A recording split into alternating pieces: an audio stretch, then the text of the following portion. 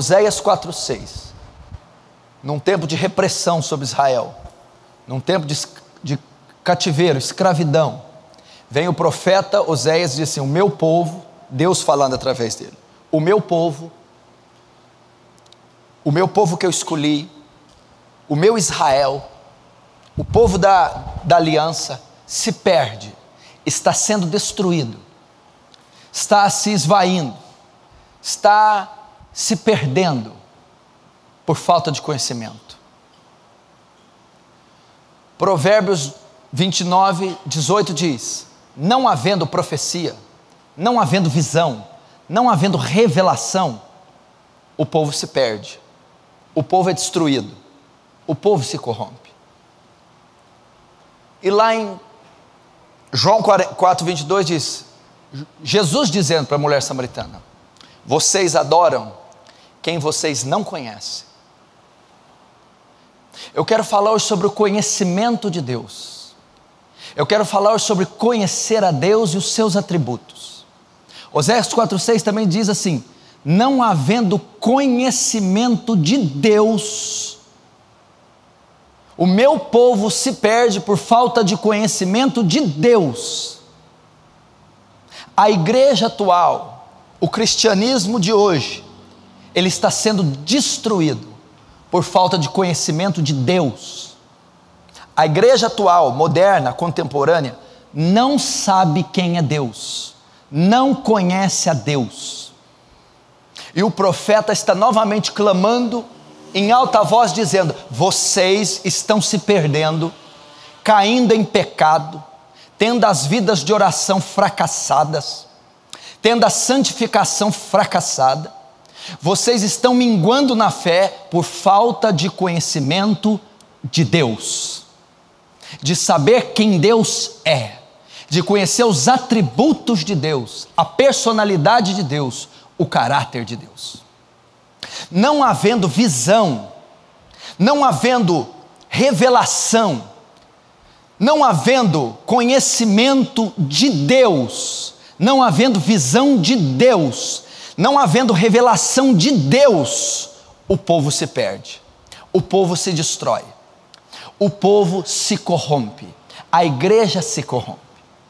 E lá em João, Jesus vai dizer para a mulher: mulher, você adora quem você não conhece.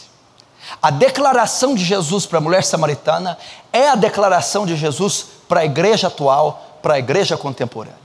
E aqui entre nós temos uma grande porcentagem que adora, que ora, que prega, que canta quem não conhece. Vós adorais quem não conheceis. O Deus da nossa cultura, principalmente o Deus da nossa cultura, o Deus que é conhecido na cultura brasileira, o Deus tupiniquim, é um Deus feito pela mente do homem, é um Deus paganizado, é um Deus folclórico, é um Deus cultural, é um Deus familiar, não é o Deus das Escrituras. E nós precisamos ter conhecimento de Deus, porque senão vamos perecer. Talvez estamos entoando louvor para um Deus que nós não conhecemos. Talvez nós estamos orando para um Deus que nós não conhecemos. Talvez nós estamos como no Areópago, onde tinha vários deuses, e ali tinha um pedestal para o Deus desconhecido, e 2000 anos depois, eu acredito que ele ainda esteja desconhecido. E sem conhecimento você não pode professar sua fé. Sem conhecimento de Deus, a nossa fé é nula e inútil. Porque como é que você professa a fé e os elementos da fé? Como é que você pratica a justiça? Como é que a sua justiça excede a dos escribas e fariseus, se você não conhece? Por exemplo, se você ora, como que você pode orar a alguém que você não conhece? Como que você pode se comunicar com Deus se você não sabe quem Ele é? Logo, a sua oração não é respondida, porque ela não é dirigida para o Deus da Bíblia. Como que você vai ter fé, por exemplo? Fé sem conhecimento não existe. A fé vem pelo ouvir e ouvir da palavra. Uma pessoa só tem fé se ela conhecer aquele que ela crê. Então, se você diz que crê e tem fé, mas não conhece a Deus, sua fé é nula, é vã, é inútil. Você não pode pregar, você não pode adorar. Vós adorais quem não conheceis. Como é que se adora quem não se conhece? Como é que se adora um Deus que a minha mente fabricou, a cultura fabricou? Eu estou prestando nada mais que idolatria, adorando um outro Deus, e não o Deus da Bíblia. Então a falta de conhecimento de Deus impossibilita a prática cristã, impossibilita a profissão de fé. É necessário voltar às Escrituras e ao pleno conhecimento de Deus.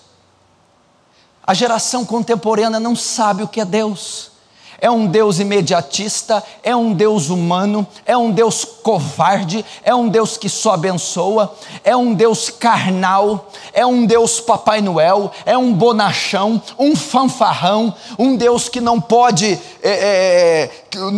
lidar com todos os problemas. Esse é o Deus que você tem na sua mente. Um Deus que tolera pecado, um Deus que você pode beijar, que você pode abraçar, um Deus que você pode... Esse é o Deus que nós temos. E se você presta culto a esse Deus, se você ora a esse Deus, se você adora esse Deus, você está cometendo idolatria. Você está se perdendo, perecendo por falta de conhecimento. Se você professa, se você exerce uma função, um ministério, sem conhecimento de Deus, é heresia e blasfêmia. Leonard Ravenhill diz: só tem uma maneira de fazer a obra de Deus, da maneira de Deus, conhecendo a Deus, a prescrição de Deus. Como é que você presta culto sem conhecer a Deus? Lembra de Nadab e Abiú? Foi prestar culto, mas não conheciam a Deus, foram mortos. Então isso tem acontecido conosco. Precisamos desesperadamente, urgentemente, de conhecimento de Deus. O que é um atributo de Deus? Atributos são as características de Deus, o caráter de Deus, a personalidade de Deus, quem Deus é, o que Deus gosta, o que Deus fez, o que Deus faz, o que Deus fará. E nós precisamos com urgência conhecer os atributos de Deus. E hoje, apesar de não ter começado a série ainda, eu preciso falar desse atributo. Talvez é o atributo mais peculiar de Deus, mais inerente à sua natureza, o atributo que mais caracteriza a essência de Deus, a santidade de Deus. Eu quero falar sobre a santidade, o atributo mais profundo de Deus. Um dos antigos puritanos dizia: santidade não é um atributo de Deus, santidade é o atributo de Deus.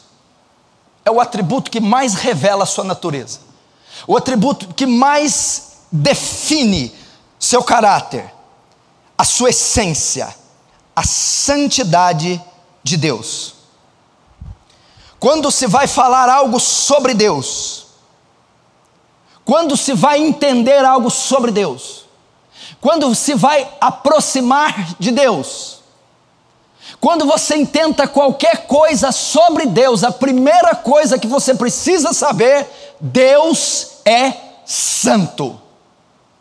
Quando se vai rogar a Ele, se vai orar e jejuar a Ele, a primeira coisa que você necessita, quando você pensar, quando você mentalizar o caráter de Deus, quando você pensar em vir a um culto, quando você abrir a Bíblia para folheá-la, quando você mencionar na sua mente, no seu coração, quando o impulso acerca de Deus vier no seu entendimento, a primeira coisa que você deve processar é que Deus é santo. Deus é santo. Toda vez que você se dirigir, se referir, toda vez que você envolver a Deus no seu contexto, tenha em mente isso como a primeira essência da sua natureza: Deus é santo. Deus é santo. O que significa ser santo? A palavra santo vem do hebraico, que quer dizer sagrado, que quer dizer separado, que quer dizer puro. Diz que Deus é separado, fala de absoluta pureza moral. Deus é puro, é completamente puro, é totalmente puro. Deus é sagrado, Deus é santo, Deus é puro. O que significa ser puro? Significa que Deus não tem parte alguma com o pecado, que Deus não tolera o pecado, que Deus é sem ruga, sem qualquer mancha, sem qualquer pecado e sem qualquer defeito. Ele é santo.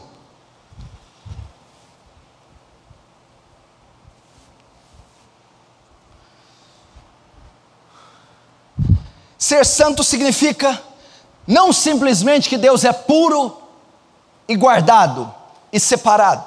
Essa santidade denota que Deus é perfeito, que Deus é exclusivo, que não há qualquer vulgaridade em Deus, que Deus é ímpar e uno. Deus é um ser que é uno. Não existe nada que se assemelhe a Deus, nada que pode se comparar a Deus, nada que pode se aproximar de Deus. Deus é um ser inigualável, insofismável, insubstituível, inatingível, absolutamente santo. Abacuque 1,13 diz assim: tu é tão puro de olhos que não podes contemplar o mal.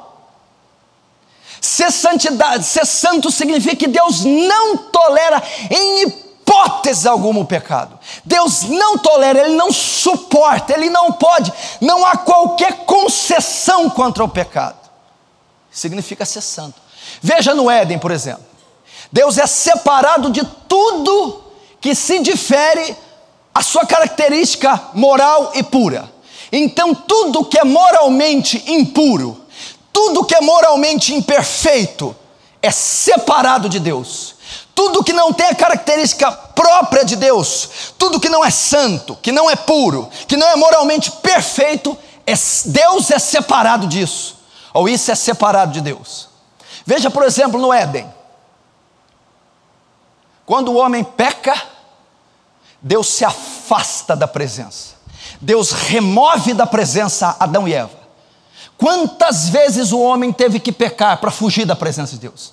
Para Deus se separar daquilo, para aquilo ser cortado do vínculo com Deus. Uma só vez, um só pecado, um único pecado foi suficiente para se separar de Deus, para Deus se afastar, porque Deus não tolera um pecado sequer, um só pecado sequer Ele não pode tolerar.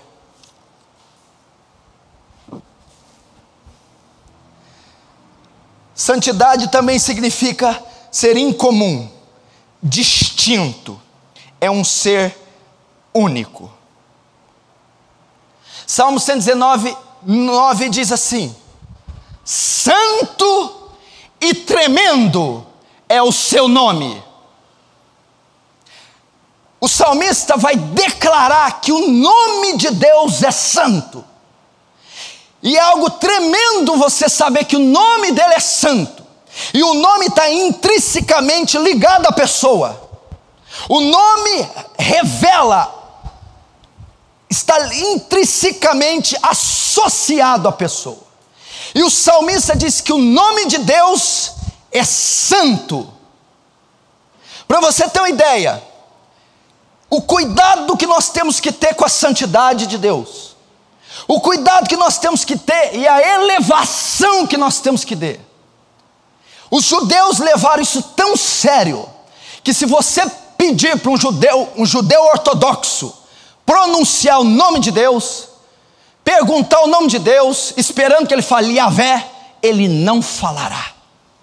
Ele considera o nome de Deus algo tão sagrado, o simples nome, a pronúncia de Deus algo tão santo, que ele não pronuncia o nome Deus. Ele não pronuncia o nome de Deus. É tão sagrado. Por quê? Porque ele tem medo de ofender a glória de Deus.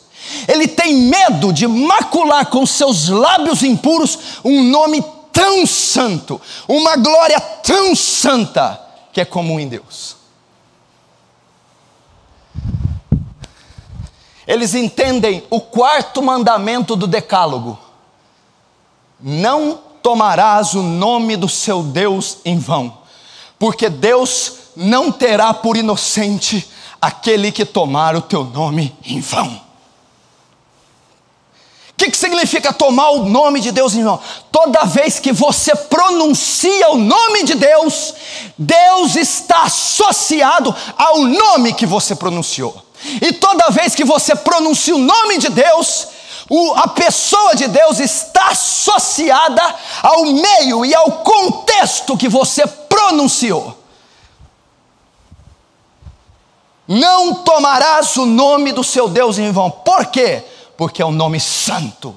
O nome está associado à pessoa. O judeu não fala, não pronuncia. Agora, quantas piadas você faz usando o nome de Deus? Quantas chacotas, abrindo a boca para pronunciar Jeová, Yahvé, Deus, Jesus Cristo, que é tão santo. Você está vendo o que nós estamos vendo? O que a Xuxa diz? O cara lá de cima. O cara lá de cima. O cara que ela está se referindo lá de cima é esse Deus santo que eu estou falando. E você está acostumado e acomodado a essa banalização do nome e da pessoa de Deus. O nome dele é santo. Há 15 anos atrás, um blasfemo compôs uma música: quando Deus me desenhou, ele estava namorando. Isso é uma das maiores blasfêmias da nossa música brasileira. É uma das maiores blasfêmias que alguém poderia ter dito. Eu não queria ser esse homem no dia do julgamento, dizendo que Deus namora, que Deus estava namorando, que Deus é um menino, um adolescente cheio de espinha, ensinando uma geração inteira a visualizar Deus, ter Deus como adolescente, um pirralho, um homem.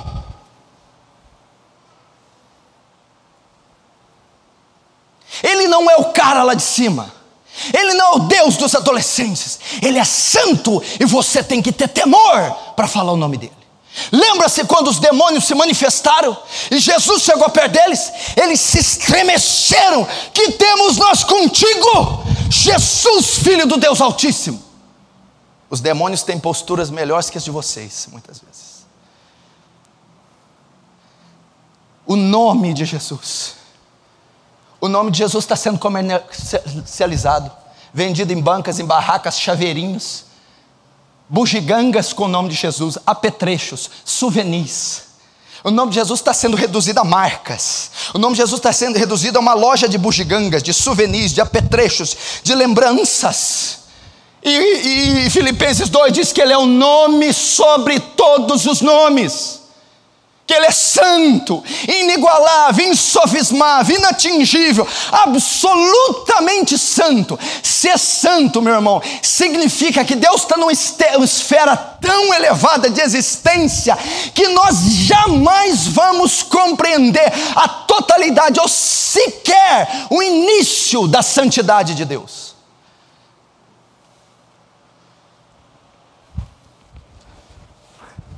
E esses cantores gospel fazem a mesma coisa. Quando escrevem essas músicas hediondas, antropocêntricas, carnais. Essa geração gospel está fazendo a mesma coisa que o Armandinho, que a Xuxa. Estão diminuindo o nome de Deus. estão contaminando, estão maculando, estão ferindo a santidade.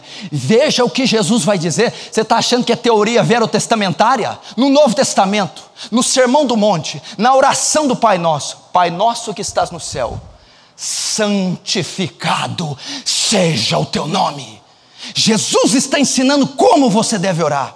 Jesus está ensinando como você vai à presença de Deus, zelar pela santidade de Deus, preservar a santidade de Deus, zelar pelo nome de Deus que é santo. Santificado seja teu nome. Santificado, separado, livre de mácula, livre de associações carnais. Você deveria ter cuidado, não estou dizendo para dizer o nome dele em vão, para pronunciar o nome dele numa oração vã, numa piada, numa associação carnal. Ele é santo.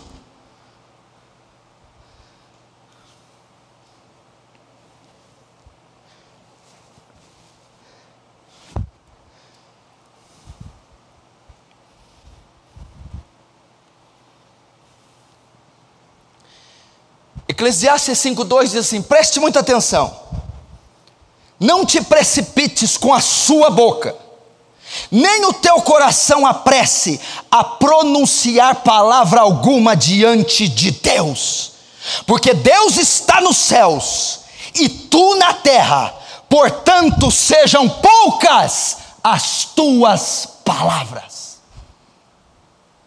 Eclesiastes 5 está num contexto de ir ao templo, está dizendo de ser poucas minhas palavras no templo, está dizendo de eu não me precipitar para dirigir a palavra a Deus na hora do culto, quanto mais no dia a dia.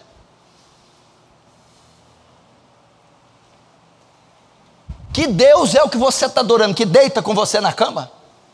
Deus que você ensabou aqui a axila e está com ele ali no banho? Que Deus que é esse que você se dirige como você quer? Que Deus é esse? Aonde está o temor com a santidade de Deus?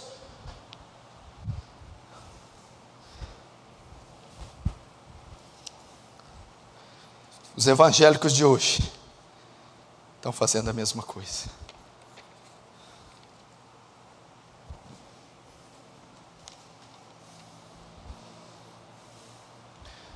Isaías capítulo 6. Escute, quando Isaías tem a visão do trono, ele vê o trono, o séquito cobrindo o altar, e ele vê os anjos gritando: santo, santo, santo. O que significa isso? Na língua hebraica, quando alguém quer enfatizar uma coisa, repete. Na nossa língua, coloca em negrito, sublinhado, parênteses. Quando você quer dar ênfase numa palavra, põe aspas, negrito, para dar ênfase. Na língua hebraica, quando quer se dar ênfase em algo, repete. O único atributo de Deus que é repetido 3 vezes é a sua santidade. Você não encontra: Deus é amor, amor, amor. Deus é misericordioso, misericordioso, misericordioso. Deus é bom, bom, bom. Você não acha em toda a Bíblia. Mas o atributo mais excelso, predominante, proeminente da natureza de Deus é repetido triplamente: santo, santo, santo. Deus é 3 vezes santo, triplamente santo, profundamente santo, separado, inigualável, inatingível, sagrado.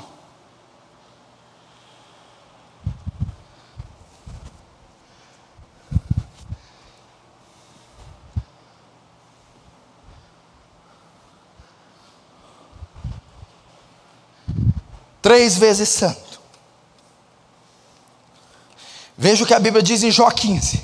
Escute: quem é o homem para que seja puro?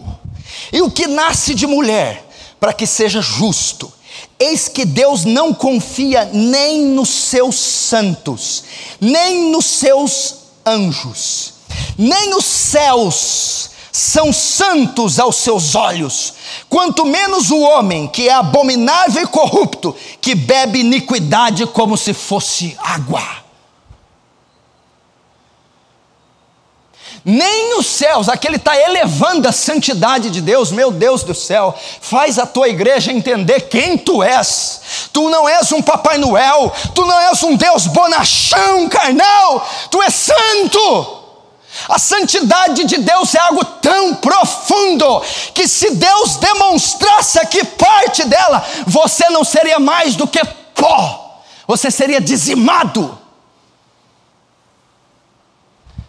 Ele está dizendo que nem os céus dele, os céus que ele mora, os anjos que ele criou, nem a moradia de Deus pode suportar a própria natureza de Deus, que é santa. Nem os anjos, os santos e os céus são puros aos seus olhos. 1 Samuel 2:2. Não há santo como o Senhor, porque não há outro além de ti. Não há santo como o Senhor. Veja o que diz Isaías: porque assim diz o alto, o sublime, que habita no alto e santo lugar, o qual tem o nome de santo. Ele é conhecido como santo.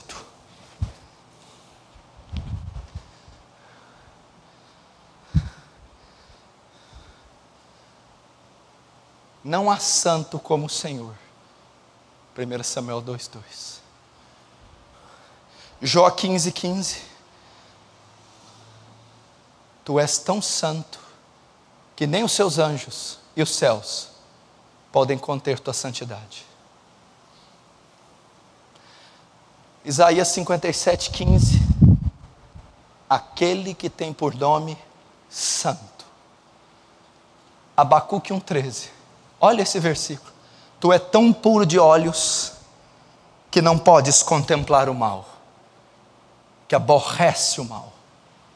Ser santo não significa só que Deus é sem pecado. Escute. Ser santo não significa ser impecável. Ser separado e puro, uma esfera de pureza absoluta, onde não há qualquer vestígio, resquício de ruga, mácula, erro ou imperfeição. Ser santo significa que Deus também não é passivo quanto ao pecado. Deus odeia o pecado. Deus manifesta, por causa da sua santidade, por causa do caráter de Deus ser profundamente santo, Ele não pode ser passivo quanto ao pecado. Ele odeia o pecado. Por isso a cólera de Deus virá contra esse mundo. Jó disse que essa sociedade bebe iniquidade como se fosse água, consome iniquidade como água, destila iniquidade como água, todos os dias num profundo poço de iniquidade, todos os dias, esses séculos. E por causa da natureza de Deus que é santa, Ele vai, a justiça e a santidade de Deus demandem que Ele puna o pecador. Ele aborrece. Salmo 7 diz que Ele é um Deus que se ira todos os dias. Salmo 5:5 diz que Ele odeia todos os que cometem iniquidade. Apocalipse 19 diz: Ele mesmo é o que pisa o lagar de vinho do furor, da ira do Deus Todo-Poderoso. Apocalipse 14 diz: e os tais beberão do vinho da ira do Cordeiro, preparado sem mistura. Por que Deus se ira? Por causa do pecado. Por que Deus se ira? Por causa da santidade. Deus é santo.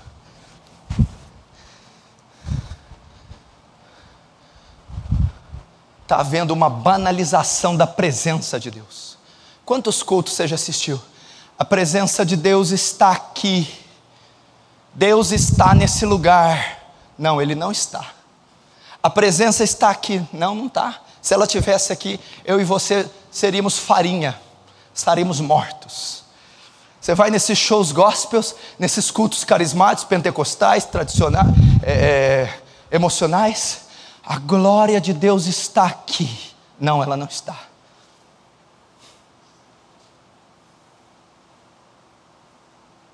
Não é assim não é isso que a Bíblia ensina quanto à presença de Deus. Se um Deus santo se chegar perto de você em pecado, você é pulverizado, porque Ele não pode tolerar o mal. Tome muito cuidado, ministro de louvor ou pastor. Jesus está aqui só porque você transpirou a costeleta, só porque você sentiu um arrepio na vértebra. Ele não está. Por quê? Porque a presença de Deus é santa demais. E Ele, quando se apresenta no lugar, Ele deixa o rastro da presença dEle. Vamos ver o exemplo de Moisés. Moisés estava apacentando o rebanho de Jetro, em Midian. Ele intenta subir no Monte Sinai, na península do Sinai. Por que ele vai lá? Porque a presença de Deus estava contida naquele monte. Esse Deus que eu estou pregando, santo. Quando Moisés se aproxima, ele vê algo como uma sarça, que queimava e não se consumia. Quando ele começa a andar, Deus diga: Moisés, tire as sandálias dos teus pés, porque a terra que pisa é terra santa. Outras traduções, porque o solo que pisa é solo sagrado. Deus está querendo dizer assim: quem você acha que você é, para se atrever, subir até a minha presença, com essas sandálias imundas? Quem você acha que é? Como você se atreve a pisar em solo sagrado? Quando Deus pronuncia essa palavra, a Bíblia diz que Moisés cai prostrado de joelhos e adora. A Bíblia diz que ele não conseguiu, ele temeu olhar para Deus. A presença de Deus, quando vem, põe um homem de joelhos. Um homem sente medo, um homem teme olhar para a presença. Muito diferente desses cultos. E por quê? Porque Ele é santo. Lembra de Daniel, capítulo 10? Escute, presta atenção. A presença de Deus.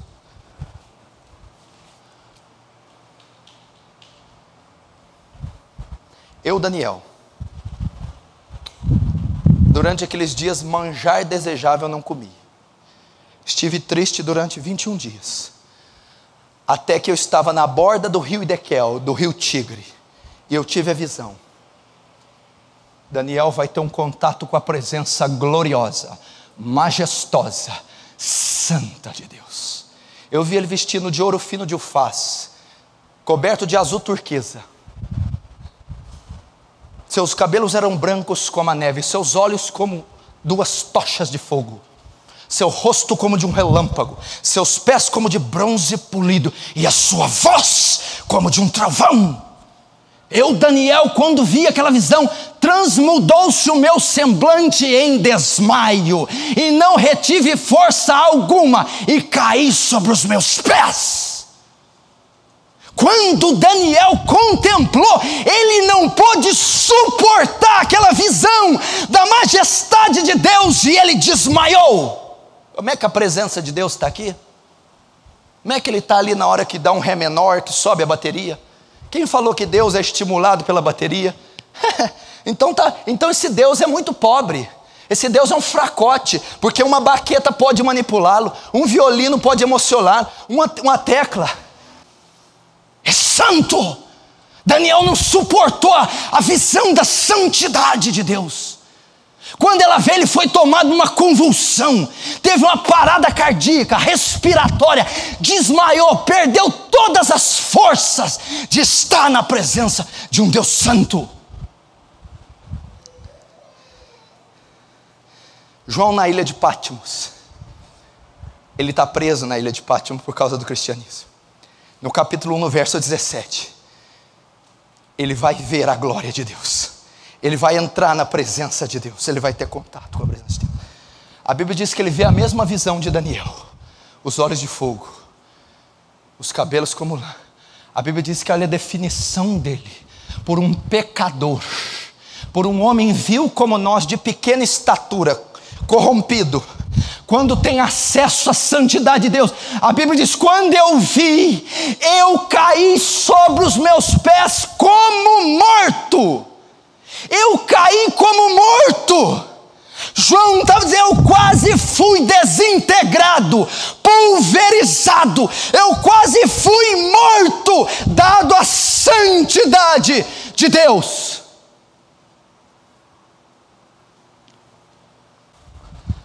Isaías 6:2. Sabe o que Isaías vê? Escute. Você quer saber mais da santidade de Deus? Isaías 6.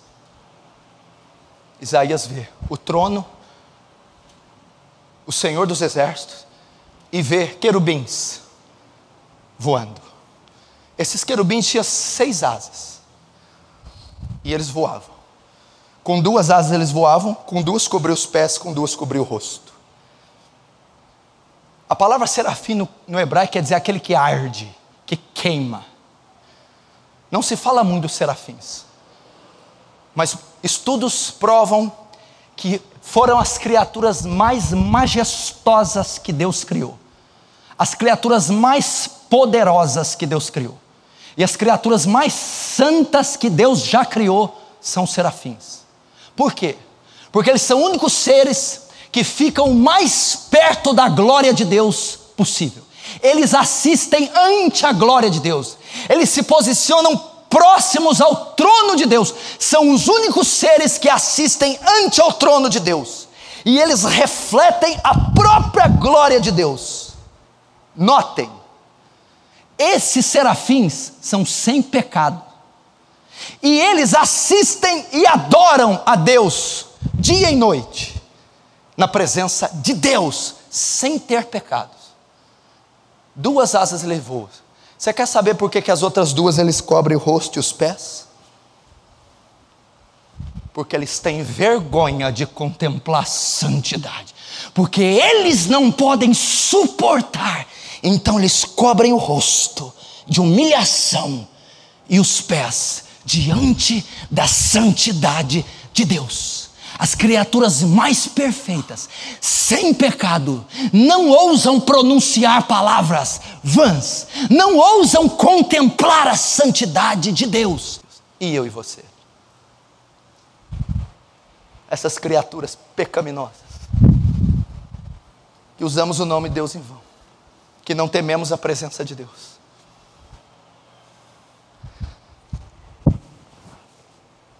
Cobrem o rosto. Você viu o que os querubins fazem? E sabe o que você faz? Você abre esse livro santo para ler ele junto com a televisão. Você abre ele comendo bolacha, comida, lendo e sujando as folhas dele.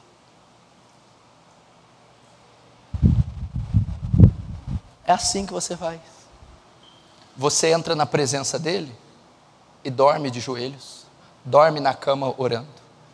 Não tem reverência para entrar na presença dele.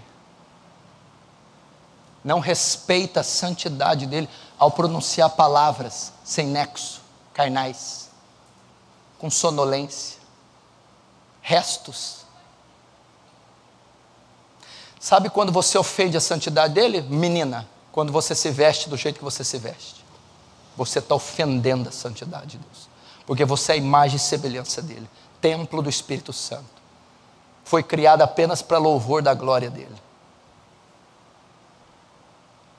Você quer ver outra coisa que nós fazemos?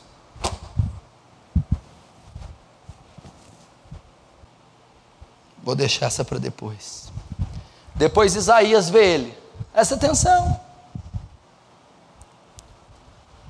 O texto está dizendo que vê o trono, o Senhor dos exércitos, os querubins voando.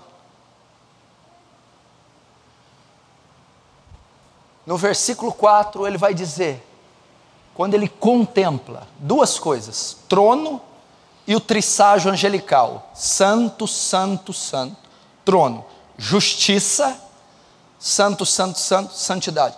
Ele conhece os 2 mais proeminentes atributos de Deus. São esses dois. Fora desses dois não existe Deus. São os mais característicos, são esses dois: santidade e justiça.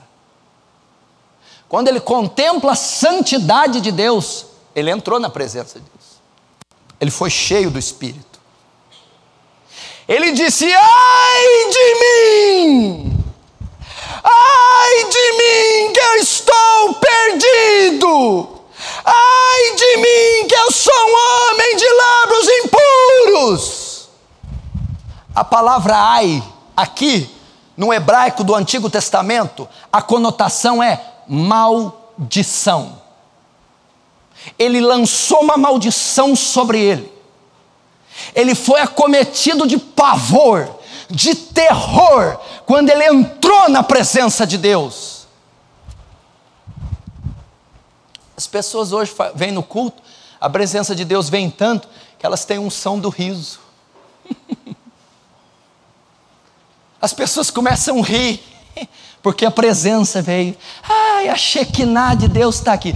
Ele foi apavorado, porque Isaías teve a revelação da sua pecaminosidade, confrontada com a excelência da santidade de Deus. Ele diz: ai, eu estou perdido, porque Ele é um Deus santo, Ele vai me matar, Ele não suporta o mal, eu fui concebido em iniquidade.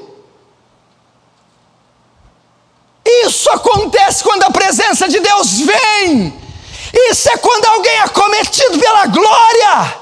Ela é tão santa que nós não suportamos. Nós caímos de pavor, de terror. Nós somos considerados imundos.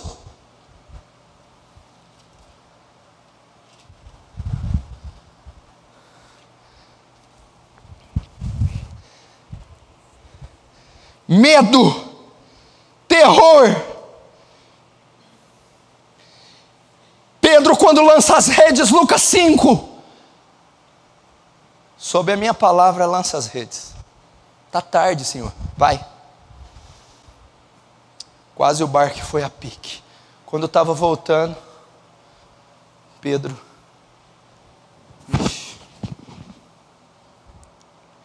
esse homem é o Filho de Deus.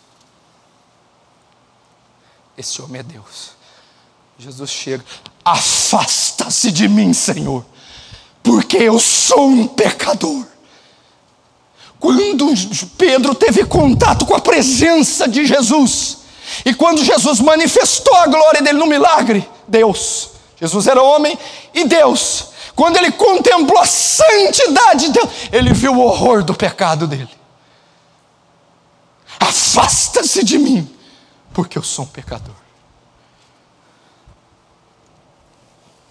Afasta de mim. Agora o que você vê hoje? Abraça-me e eu te abraçarei. Quero te beijar. Uma visão incongruente da Escritura. Como é que se beija um Deus santo? Como é que se abraça um Deus santo se Pedro quis se afastar dele? Que visão é essa que estamos passando para vocês?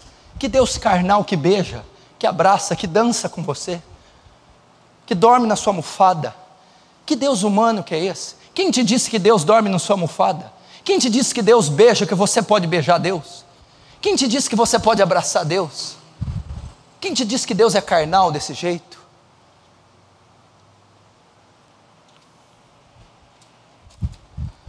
Não. Provérbios 15:8 diz assim: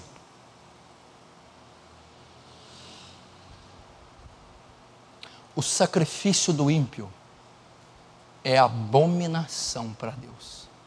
Por que o sacrifício do ímpio? Porque Deus é santo, Ele não pode tolerar o mal.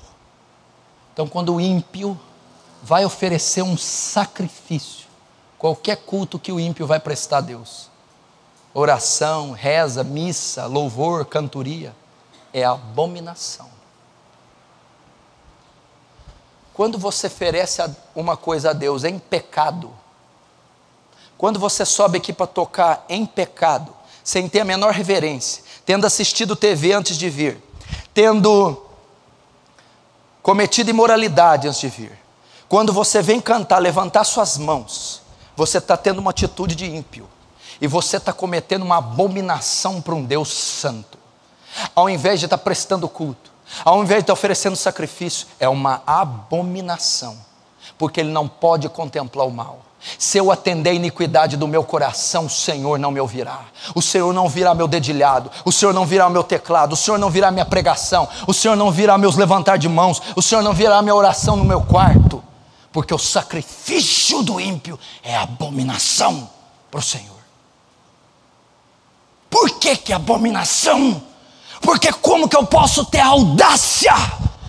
Como eu posso ter a petulância?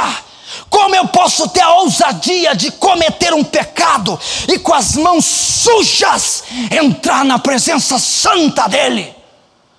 Como eu posso me masturbar e subir aqui para prestar culto?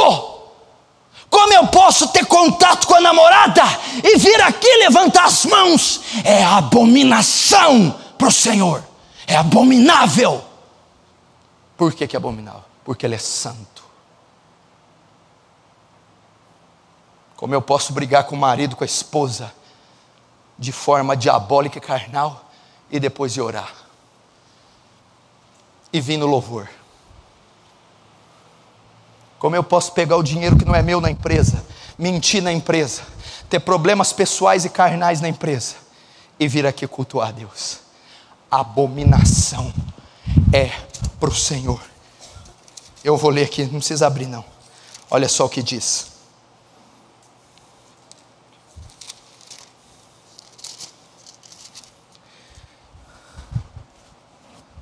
O sacrifício do ímpio é abominável ao Senhor.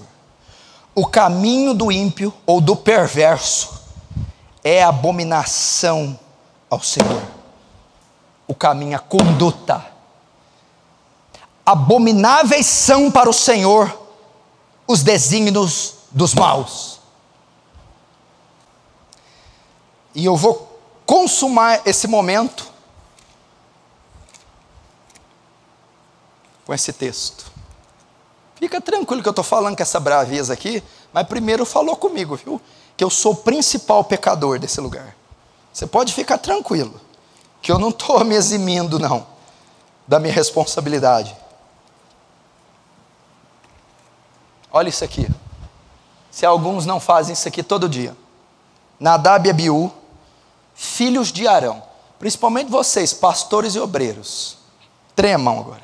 Nadab e Abiú, filhos de Arão, tomaram cada um do seu incensário e puseram neles fogo, e sobre este incenso, e trouxeram fogo estranho perante a face do Senhor, ao qual não lhes ordenara. Então saiu fogo diante do Senhor e os consumiu, e morreram perante o Senhor. E falou Moisés a Arão: isto é que o Senhor disse: mostrarei a minha santidade naqueles que se cheguem a mim, e serei glorificado diante de todo o povo. Porém Arão se calou. Por que Deus matou Nadab e Abiú? 2 sacerdotes levitas, 2 músicos, 2 adoradores, 2 ministros, 2 obreiros, porque eles tiveram a ousadia de subir no altar e oferecer fogo estranho. Deus não tolera, Deus não suporta a iniquidade, não suporta o pecado. Deus é santo, não se atreva a fazer isso com Ele. Não se atreva a abrir sua boca imunda para pronunciar o seu nome. Não se atreva a dobrar os joelhos com esse coração torpe. Não se atreva a subir aqui. Ele é santo. Não importa como está a sua conta bancária, como você está de saúde. O que está acontecendo aqui hoje não tem nada a ver com você, tem a ver com Deus. O culto é para Deus, a glória é para Deus, o sacrifício foi de Deus, tudo vem de Deus, a salvação vem de Deus. Deus é santo.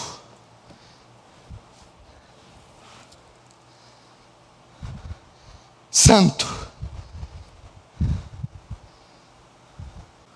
Por que ele fez isso? Por causa da natureza de Deus. Esse que eu estou citando aqui é um só atributo de Deus. Você acredita que tem pessoas que no meio do culto, do louvor, de uma pregação, elas têm a capacidade de mandar mensagem umas para outras? Na hora da pregação.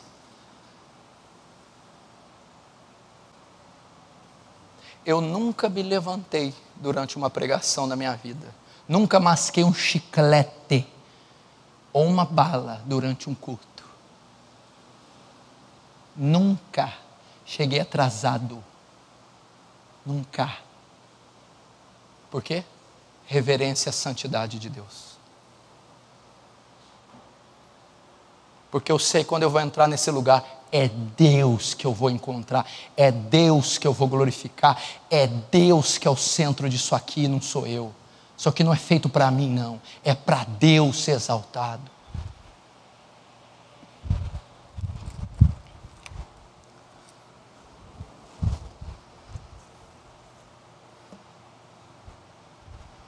Agora você está vendo por que o pecado é tão grave?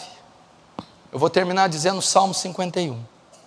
Davi disse assim: em pecado fui formado, num ventre de pecado me concebeu minha mãe.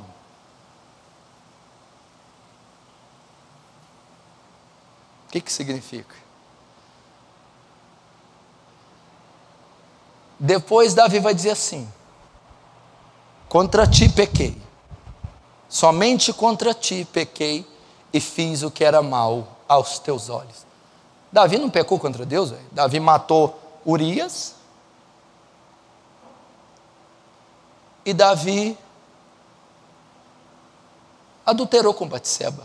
O pecado era contra o marido e a mulher.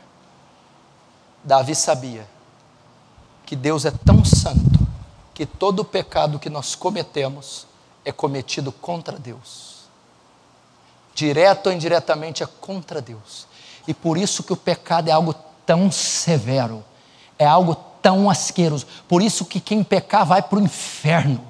Pastor, mas não é grande demais um castigo eterno? Deus podia castigar um tempo e tirar nós de lá, ou podia só matar. Por que o castigo é eterno? Porque a ofensa é contra um Deus eterno. Porque a ofensa é contra um Deus santo. Porque Ele é tão santo que Ele não pode tolerar a iniquidade. E quando nós pecamos contra a sua santidade. É Ele que é afetado, vilipendiado. É Ele que é ofendido. Ele.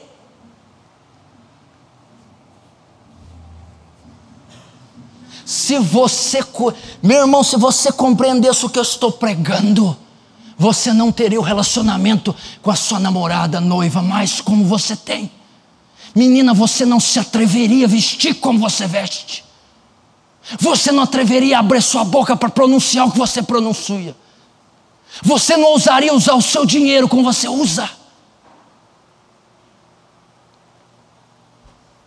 Quando eu conheço a santidade de Deus, tudo muda. Os meus relacionamentos, a maneira como eu vou usar o meu dinheiro. Eu não posso agredir o caráter de Deus santo, eu não posso fazer isso com Ele. Quando você resiste um pastor, e como isso é comum comigo, quando você o resiste, quando você o ignora, quando você não pesa a palavra dele, você está desprezando a santidade de Deus, porque ela é expressa na autoridade do pastor, ela é expressada na autoridade eclesiástica. Quando você se mostra irreverente, insubmisso, vulgar, quando você se mostra rebelde Isso você está afetando a santidade de Deus. Está ferindo. Você não pode fazer isso. Você imagina essas igrejas onde se faz sexo nos retiros de carnavais, onde as meninas vêm seminuas até em cima do púlpito, onde os homens são os porcalhões depravados que usam palavras chulas, onde a maioria dos crentes fica em roda de escarnecedores, contando piadas imorais e carnais. Por isso que eu tenho abominação disso. Eu tenho abominação até de gente dentro da igreja. Você já reparou que o semelhante se atrai? Pode reparar na igreja, aqui ó, carnal anda com carnal, pode reparar, pode reparar. Eu não vejo o carnal andando com o pastor, só se o pastor for carnal também, aí ele gosta. Não vejo andando com o obreiro, ele vai na ala mais fraca, ele não ora, não lê, ele é carnal, então ele fica com quem não ora, não lê e quem é carnal.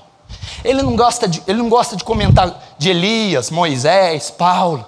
Ele vai para a ala que comenta de Neymar, Messi, Axl Rose. Pode ver. E a mocinha a mesma coisa. Ela não quer andar com a Suzana, com a Gabriela, com a Nélia, com a Marta, casar com a outra que não fala nada com nada, que não tem vida de oração, que é fuxiqueira e carnal. Semelhante se atrai. Você está num culto, tem que terminar a reunião, você vai comentar do que foi pregado, você vai comentar do Espírito Santo. Sabe por causa disso? Por que isso? Não conhece a Deus.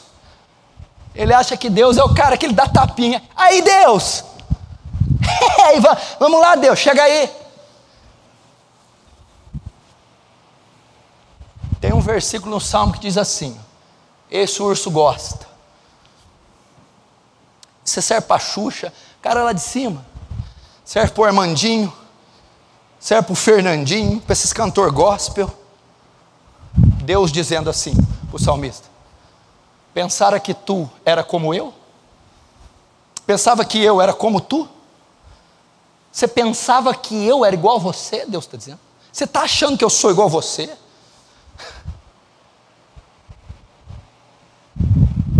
Deus não é igual a gente. Deus não anda na nossa rodinha, no nosso clubinho. Deus não fala em gíria igual a gente. Meu povo se perde por falta de conhecimento. Você vai pensar 2 vezes antes de orar agora. Agora você sabe para quem que você vai dirigir a palavra.